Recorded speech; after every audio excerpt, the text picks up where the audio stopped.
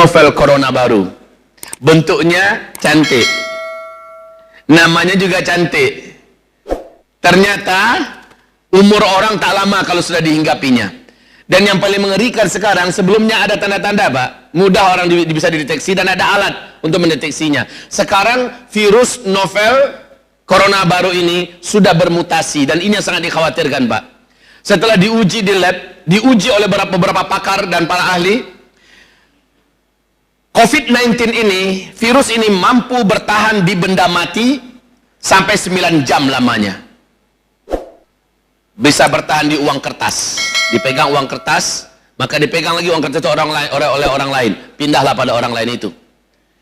Dipegang gagang pintu, siapa yang megang gagang pintu itu berikutnya, maka orang ini akan terkena. Lift, tombol-tombol lift itu, siapapun yang terkena infeksi virus ini, apabila ditekannya, maka menempellah virus itu di sana. Siapapun yang menekan berikutnya akan pindah kepadanya. Begitu cepat. Sampai-sampai kaum muslimin yang kami muliakan, wali kota Wuhan hilang, direktur rumah sakit Wuhan meninggal dunia, orang-orang keren satu persatu bertumbangan di Cina, dan sekarang sudah menular ke tetangganya, Iran. Wakil presiden Iran positif terkena COVID-19. Wakil menteri kesehatan yang ada di Iran juga positif terkena COVID-19. Angka yang terinfeksi sekarang di Iran itu begitu cepatnya melaju. Di Korea Selatan hanya gara-gara seorang wanita tua yang membawa COVID-19 super, satu gereja yang jumlahnya 1000 orang, 80 saat itu juga langsung terinfeksi, yang lain diburu. Dan sekarang satu kota Daegu dimatikan. Kaum muslimin yang kami muliakan, apa yang terjadi dengan dunia? Itali, justru di pusat Vatikan Roma, virus ini sudah mengganas dan membabi buta. Dia tidak peduli dengan siapapun, jabatan apapun, kayanya berapapun, nggak peduli. Virus corona menyerang. Dan sekarang paus menyeru-nyeru kemana-mana seluruh dunia, ayo kita berdoa, ayo kita berdoa. Kaum muslimin yang kami muliakan, mana Xi Jinping yang mengatakan tidak ada kekuatan yang bisa mengguncang Cina? Cina dalam krisis yang terberat dalam sepanjang sejarah mereka. Mungkin wahai kaum muslimin, bila 2 minggu ke depan tidak ada solusi dan tidak ada jalan keluar, Cina mengalami kebangkrutan dan pemerintah komunis Cina diyakini dengan ini berakhirlah sejarah mereka. Apa yang bisa kita katakan? Takbir. Ini yang bisa kita katakan. Allahu Akbar. Yang merasa sok dirinya besar dihinakan oleh Allah hanya dengan virus. 80 kota di Cina di karantina, diisolasi. Seluruh orang Cina di mana-mana ditolak, dianggap sebagai pembawa virus, pembuat virus dan sebagainya. Kita tidak menginginkan itu semua, karena ada juga yang bertanya, Ustaz, kita patut sujud syukur tidak? Saya katakan, kenapa sujud syukur? Karena Allah telah menghinakan mereka setelah mereka perlakukan saudara kita muslimin Uighur di Xinjiang, Cina sana. Apa yang mereka buat? Saya katakan, lalu dengan itu apa yang terjadi? Apakah kita dengan sujud syukur akan menjadi gemuk badan kita? Dengan sujud syukur akan menjadi menang kita? Wahai kaum muslimin yang kami muliakan, padahal petakannya sekarang sudah meliputi seluruh dunia. Sekarang Indonesia termasuk, warga Indonesia termasuk yang dilarang untuk diterima di mana-mana. Kenapa? WHO dan dunia tidak percaya Indonesia steril dari COVID-19 ini. Mereka tidak percaya. Pemerintah kerajaan Arab Saudi, jamaah-jamaah umroh kita yang akan berangkat tidak boleh terbang. Yang udah terlanjur mendarat disuruh balik ke Indonesia. Ya Allah ya Rabb, ini menandakan apa Pak? Menandakan mereka tak percaya kalau Indonesia masih steril. Padahal Menteri Kesehatan kita sudah menyatakan dengan tegas dan lugas bahwa tidak ada. Apa kata WHO? Tak percaya kata WHO. Nah, kaum muslimin yang kami muliakan, masalahnya negara-negara hebat sekitar Indonesia ini sudah kena semua. Australia sudah kena, Singapura yang begitu keren sudah kena, Kuala Lumpur sudah kena, Filipina, Thailand sudah kena, Jepang yang begitu hebat teknologinya sudah kena kelimpungan sekarang. Bapak mau sebut negara apa? Sudah lebih 37 negara sekarang sedang, apa kata WHO, apa kata PBB, kalau ada negara mengaku negaranya masih belum terinfeksi oleh virus corona, jangan percaya dan justru negaranya akan diboikot. Ya, ini berbahaya kaum muslimin. Jadi apa yang perlu kita syukuri? Ini adalah petaka, ini adalah bencana. Memang di satu sisi Allah sedang memberikan pelajaran. Kalian jangan sombong-sombong di depan saya. Itu baru satu tentara saya gerakkan yang bernama virus. Baru itu yang Allah gerakkan. Allah belum gerakkan lagi laut. Allah belum gerakkan lagi angin. Allah belum gerakkan lagi bumi. Apa kata Rasulullah sallallahu alaihi wasallam? Setiap hari bumi, laut, daratan, angin berdoa kepada Allah. Ketika Allah dimaksiati, doa mereka, ya Allah, kami tak sanggup, kami tak tahan, kami tak kuat melihat Engkau hari demi hari didurhakai, dimaksiati, disekutukan. Apa kata bumi? Izinkan hamba menggoyang diri, mengguncang diri. Izinkan hamba membelah diri. Hamba hancurkan mereka sebagai azabmu buat mereka, ya Allah. Rahmat Allah masih menahan, jangan sekarang. Laut berdoa kepada Allah. Ini hadisnya sahih. Nabi berkata laut berdoa. Ketika orang-orang berbuat maksiat sekitar laut, bahkan di bumi ini orang bermaksiat kepada laut, kepada Allah. Laut berdoa kepada Allah, ya Allah, izinkan hamba untuk menggulung mereka tsunami. Izinkan hamba untuk menyalurkan azabmu dan menjadi azabmu buat mereka. Allah dengan rahmatnya menahan, jangan sekarang. Tapi ingat ya, ini akhir zaman. Allah tak main tahan-tahan lagi. Camkan ini baik-baik. Allah tak main tahan-tahan lagi. Kalau selama ini kata Rasulullah Allah masih tahan, tapi di akhir zaman tangan mencincang, bahu memikul. Anda berkata diberi kontan oleh Allah subhanahu wa ta'ala. Wahai hamba-hamba Allah yang kami muliakan, sekarang akibat satu makhluk kecil ini, jamaah umrah mulai terancam untuk tidak bisa melaksanakan ibadah. Dari berbagai negara, Pak, ditolak. Airport Jeddah sudah mulai melakukan mutasi dan mengembalikan seluruh yang datang. Maka berguncanglah dada saya, teringatlah oleh saya ceramah saya 3 tahun yang lalu. Dan ini saya bacakan, setiap ceramah sering saya sebutkan. Yang sering buka YouTube akan sering mendengarkan. Dan sekarang saya ulangi kembali. Kata Rasulullah sallallahu alaihi wasallam, menjelang tanda-tanda besar kiamat besar nanti terjadi, akan menyebar penyakit-penyakit menular yang mematikan. Dan terjadi di zaman kita. Al-amradul ma'diyatul musta'siyah. Penyakit-penyakit menular yang sangat bandel dan sulit untuk dijinakkan. Menurut WHO, COVID-19 ini baru bisa ditemukan vaksinnya 18 bulan sejak COVID ini lahir. 18 bulan, ini baru 2 bulan sudah seperti ini sakaratnya ekonomi Cina, kehidupan Cina, Pak. Jumlah yang mati juga sudah tidak tanggung-tanggung dan tidak bisa dibendung. Ini susahnya masalahnya. Makhluk ini tak nampak sementara dia nyata. Ibarat Allah yang kami muliakan, 18 bulan. Padahal menurut para pengamat ekonomi dunia mengatakan 2 minggu saja lagi kasus virus di Cina ini tidak bisa diatasi. 53% perusahaan-perusahaan swasta yang ada di Cina mati dan tutup. Dalam 1-2 bulan ke depan enggak juga ada, maka sisa perusahaan yang ada akan mati seluruhnya. Batam sekarang juga sedang merintih, Pak. Batam merintih. Coba siapa yang punya keluarga di Batam, tanyakan pada mereka bagaimana kondisi perusahaan di sana, bagaimana kondisi usaha-usaha raksasa di sana, pabrik-pabrik. Tanyakan pada mereka. Rata-rata Indonesia bergantung kepada Cina. Segala bahan baku dari Cina. Padahal sekarang bahan-bahan baku itu tidak bisa diproduksi. Kota-kota ditutup, pabrik-pabrik di stop. Maka apa yang bisa dibuat? Angka kebangkrutan yang tidak terkira, kehancuran ekonomi yang sudah dipastikan akan terjadi. Ibadah Allah yang kami muliakan, ini sangat-sangat mengerikan. Gelombang yang akan besar akan terjadi di Cina sebentar lagi. Gelombang perlawanan rakyat melawan pemerintah komunis mereka. Melihat bagaimana sikap dan cara pemerintah komunis menghadapi kasus ini, di mana rakyat diperlakukan lebih hina daripada anjing gila. Ibarat Allah yang kami muliakan, ini pelajaran dari Allah. Hanya dengan virus, jangankan melawan Allah, dengan virus saja baru satu Allah gerakkan. Sudah seperti ini sebagaimana Allah menghabisi Namrus dengan bala tentaranya pakai lalat.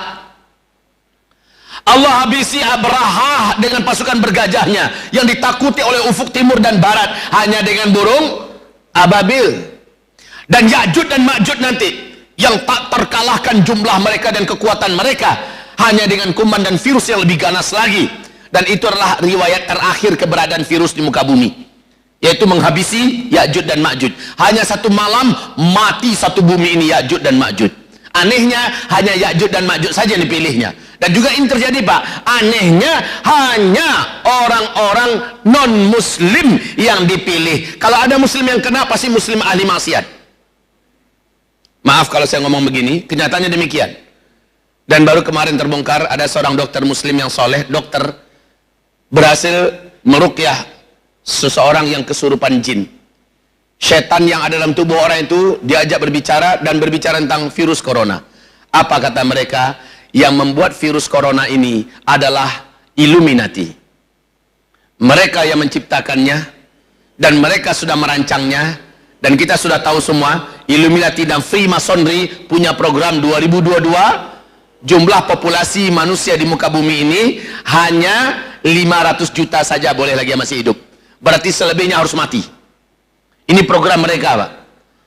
50 program rahasia mereka, yaitu Freemasonry yang dikendarai oleh Illuminati dan Freemasonry, The New World Order yang dikendarai oleh Illuminati dan Freemasonry. Program mereka adalah matikan manusia sebanyak-banyaknya.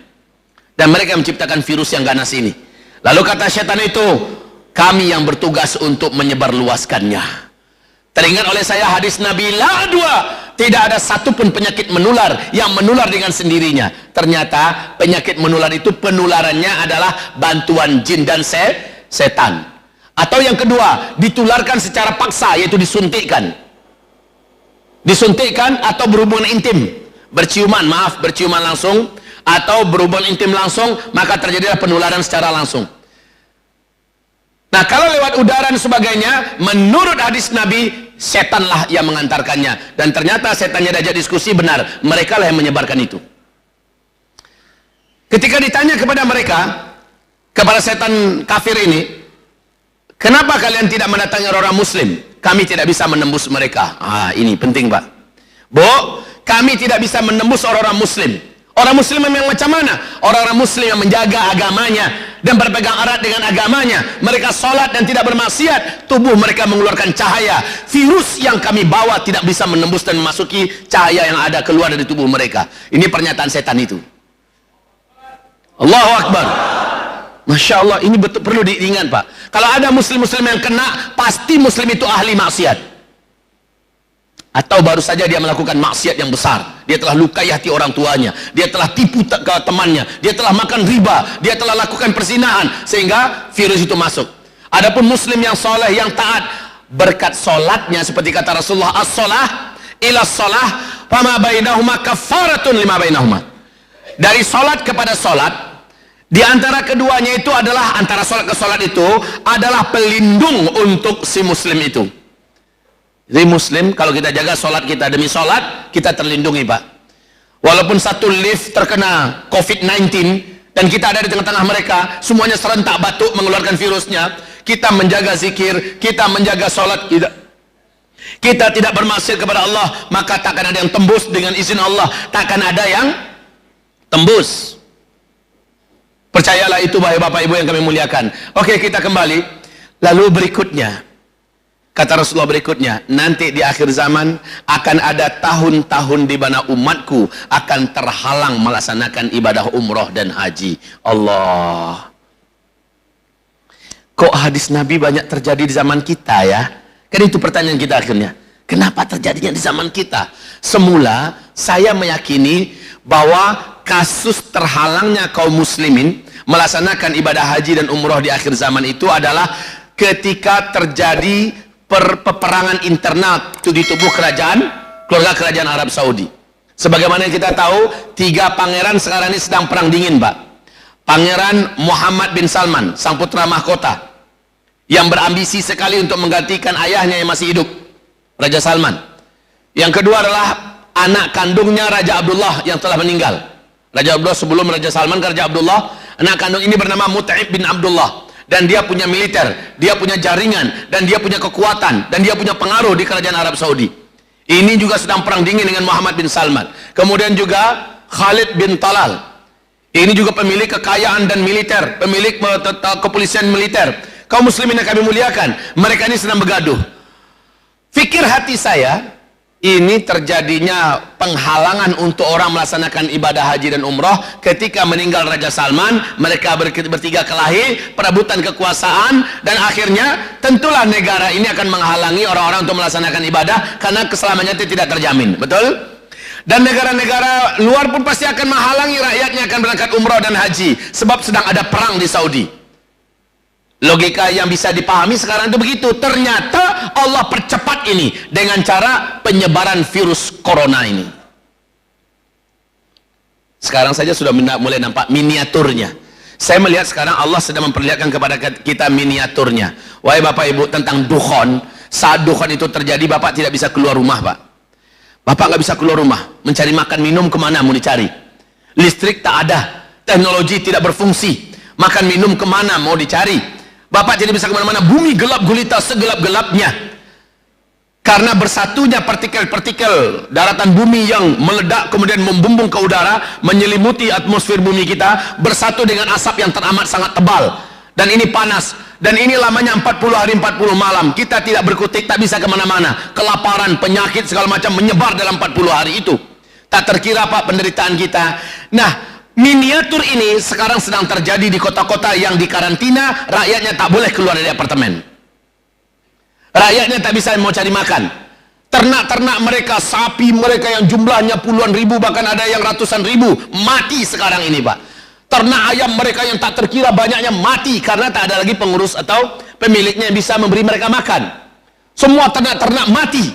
Dan ini dalam dukhon nanti juga demikian. Dukhon lebih parah lagi Pak. Kalau sekarang masih ada listrik yang bisa menerangi rumah, komunikasi masih bisa dilangsungkan, ya, air masih bisa mengalir. Tapi ketika dukhon nanti, air pun tak bisa lagi diantarkan ke rumah-rumah. Listrik tak ada, pencahayaan tidak ada, teknologi sama sekali Allah telah lumpuhkan. Dan bagaimana Bapak Ibu mencari makan? Makanya kata Rasulullah sallallahu alaihi wasallam, apabila kamu telah menyaksikan bintang berekor mengelilingi bumi antara 3 hari sampai 7 hari, kata Rasulullah, maka seluruh kalian yang ada, larilah, bersiap-siaplah, bawalah diri kalian, keluarga kalian, dan siapkan makanan yang dapat bertahan selama 1 tahun. Ini perintah Rasulullah sallallahu alaihi wasallam. Tapi cirinya di langit Pak, seluruh orang di bumi bisa menyaksikan, yaitu terjadinya bintang berekor mengelilingi bumi antara 3 sampai 7 hari. Kalau itu sudah terjadi, sudah nampak, kita masih ada punya waktu untuk lari Pak. Lari kemana Ustaz? Entah, terserah lah, pokoknya lari. Tapi isyarat yang saya katakan dulu sudah kasih tahu, larilah ke perkampungan-perkampungan yang sudah kita siapkan, ya kan? Jauh dari laut, jauh dari kota, jauh dari gunung-gunung berapi, punya sumber-sumber mata air yang tinggi dan tinggi dari permukaan laut. Kemudian kita bisa bercocok tanam di sana, tanahnya subur, dan rumah-rumah kita sudah kita siapkan di situ. Dan di situ sudah ada orang-orang beriman yang lain juga merapat di sana, di mana kita nanti akan saling membuat barisan atau barikade orang-orang beriman dari rongrong orang-orang luar yang lapar, yang ingin memperebutkan makanan kita yang ada di dalam. Dan ini sudah disiapkan oleh setiap provinsi. Saya mempersiapkan Pak, di pesantren saya persiapkan, tapi saya tak mampu menampung orang-orang yang banyak-banyak. Kalau orang Minang perantau mungkin saya prioritaskan. Syaratnya orang beriman yang bertakwa. Ini bukan rasis ya Pak ya. Orang beriman yang bertakwa pengen pulang kampung, dia mempersiapkan tempat itu, silakan. Tapi kami orang Medan Ustaz, bukankah kami sesama orang beriman Ustaz? Kalau Anda serius, datanglah, lihatlah. Tetapi sekali lagi, Anda buat di provinsi Medan ini, Sumatera Utara ini lebih baik daripada kita mencari ke provinsi yang lain.